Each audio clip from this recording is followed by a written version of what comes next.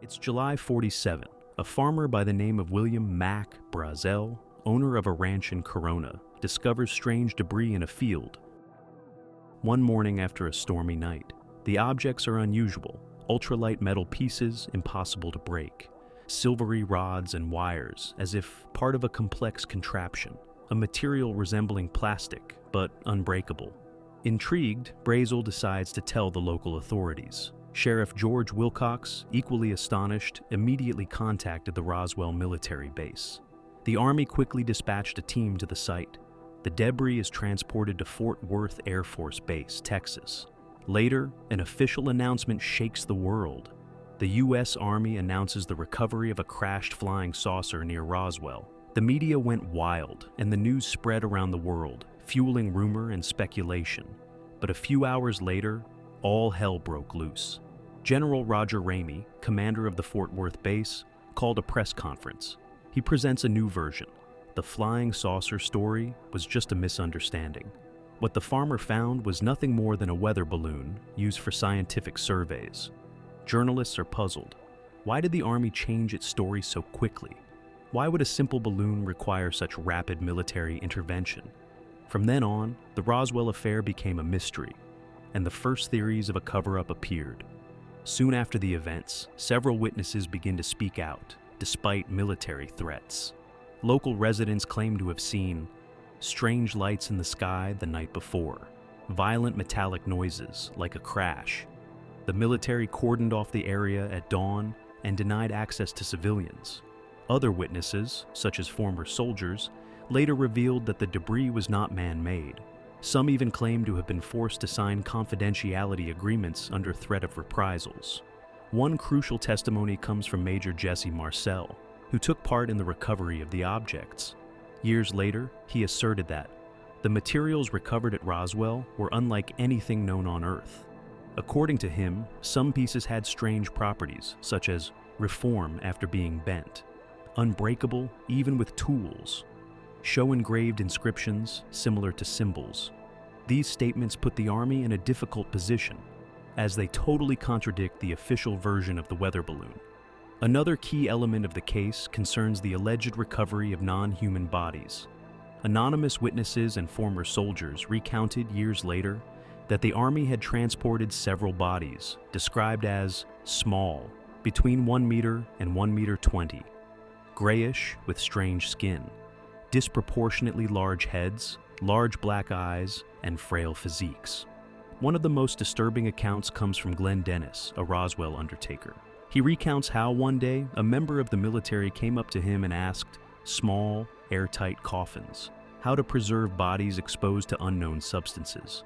Intrigued, Glenn Dennis claims to have gone to the military hospital, where a nurse confided in him that she had seen the autopsies of unknown creatures.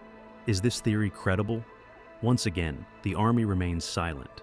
In the 90s, a shocking video resurfaced, a recording showing the autopsy of a non-human being recovered from Roswell. Released by producer Ray Santilli, the video shows a humanoid creature on an operating table, being examined by doctors. Intriguing points. The film looks old, corresponding to the 1940s. The surgical tools are authentic. The body displays unusual features. But in 2006, Santilli admits that the video is a reconstruction. However, he swears that the original existed, but has disappeared. So, authentic leak or huge manipulation? Today, Roswell has become a worldwide tourist attraction. Museums and festivals dedicated to UFOs attract thousands of enthusiasts every year. New declassified documents regularly rekindle interest in the case. The U.S. military continues to study UFOs, as shown by the Pentagon's recent revelations in 2023. So, simple misunderstanding or genuine historical cover-up? In 1947, the world has just emerged from the Second World War and is entering a new era of international tension, the Cold War. The United States and the Soviet Union were engaged in a frantic technological race, seeking to develop the most advanced weapons and surveillance systems. It was also the time of the first jet planes, the beginnings of the space conquest and secret nuclear testing. In this climate, any unexplained phenomenon was immediately scrutinized, interpreted, and sometimes classified.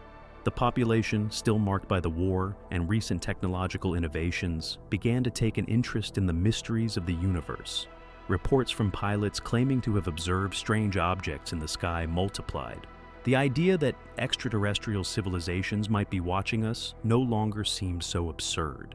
It was against this backdrop that the Roswell affair came to light, fueling speculation and giving rise to one of the greatest mysteries of the 20th century. The role of Project Mogul. Decades later, in 1994, the US government officially revealed the existence of Project Mogul, a top-secret acoustic surveillance program of Soviet nuclear tests. The military claims that the object recovered at Roswell was actually one of these experimental balloons, equipped with sophisticated microphones and radar reflectors. While this explanation may seem plausible, it has several flaws.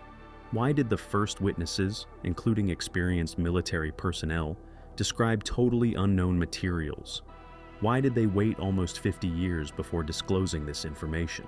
Some researchers believe that Project Mogul is a cover created to divert attention from the real Roswell secret. Faced with the extent of the speculation, in 1994, the U.S. Air Force published an official report attempting to put an end to the mystery.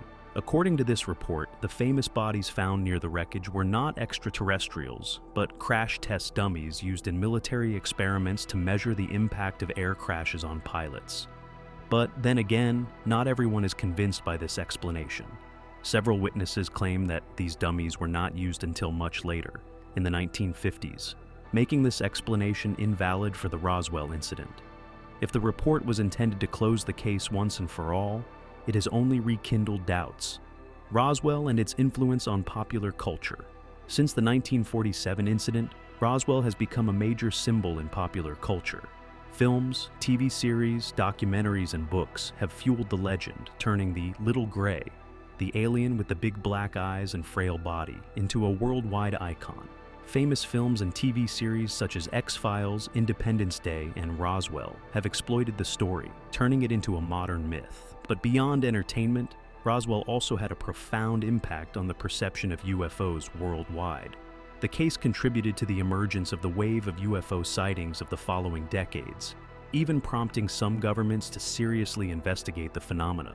Even today, Roswell remains one of the greatest unsolved mysteries of the 20th century.